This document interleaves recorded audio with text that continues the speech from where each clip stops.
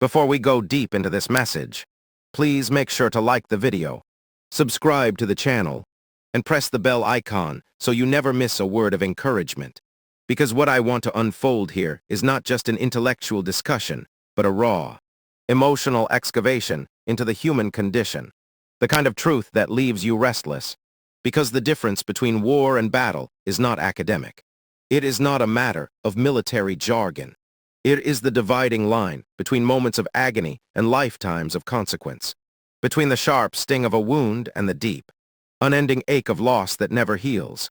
Because a battle is a confrontation, a collision of forces in a confined space, a test of strength and tactics, an eruption of chaos that might last hours or days. But war is the all-consuming storm that wraps itself around society, around history, around identity, and refuses to let go. Because war is the canvas on which battles are painted, the soil from which battles sprout, and to confuse the two is to misunderstand the way humanity wages conflict, to misunderstand why some people remember the sound of a single gunshot, while entire nations remember the silence that followed the signing of a treaty. And what strikes me every time I think about it is how people who have never been close to either often imagine them as the same, as interchangeable, as if the Battle of Stalingrad is the same as the Second World War, as if the Battle of Gettysburg is the same as the American Civil War. But they are not, because while the battle is the fragment, the war is the story. While the battle is the chapter, the war is the book. And when you understand that, you begin to see how battles might end with victors and losers, but wars end with shifts that ripple far beyond the battlefield, with redefined borders, collapsed economies, rewritten constitutions, and reimagined futures. And that's why the distinction is more than vocabulary. It's the recognition that a battle is a wound, but war is a disease. That a battle is a thunderclap, but war is the climate that nurtures storms.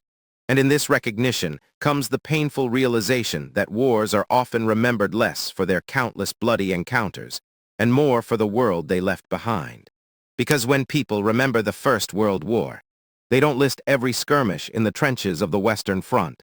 They remember the lost generation, the disillusionment, the poetry of despair, the empty chairs at family tables, the borders redrawn, the seeds of the next war already germinating.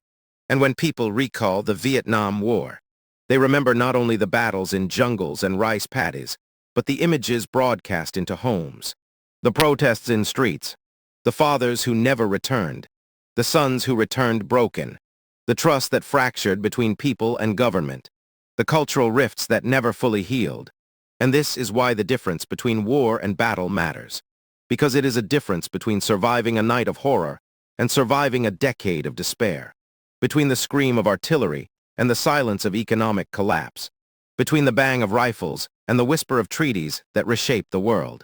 And it is here, in this gulf, that the human heart learns the most bitter lessons, because anyone can endure a single clash with enough courage. But war demands endurance beyond what flesh and spirit were meant to handle. It demands resilience that breaks even the strongest. And that is why battles create soldiers, but wars create generations of scarred humanity. And if you think deeply, you begin to see that battles are moments of action. But war is a condition of being, because a battle is fought with weapons and men. But a war is fought with economies, ideologies, propaganda, patience, starvation, and time itself. And maybe that's the hardest truth to face. That war is not just the sum of battles, but something larger, something alive, a force that takes hold of entire nations and drags them into its current, shaping them long after the last gun has fired.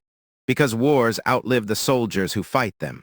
They outlive the politicians who start them. They even outlive the treaties that end them.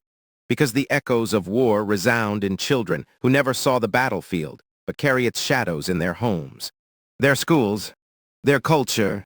And that is why we must wrestle with the difference. Because if we don't, we risk trivializing war as a series of exciting clashes, rather than recognizing it as a devouring furnace that consumes everything in its path. And yet battles still matter, because they are the moments when all the abstraction becomes tangible, when the propaganda is stripped away and a soldier faces another soldier, when the fate of thousands might turn on a hill, a river, a bridge, a strategy, and in those moments, the world holds its breath, but the war waits, and it always asks for more, because the war is never satisfied with one battle.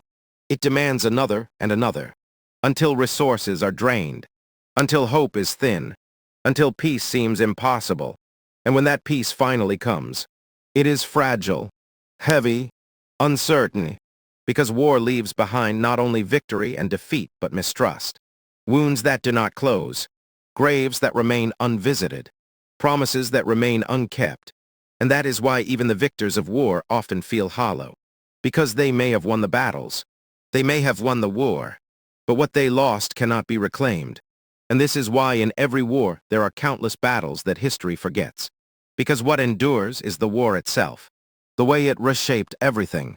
And when you think of it like that, you realize that war is memory, and battle is moment. War is destiny, and battle is decision.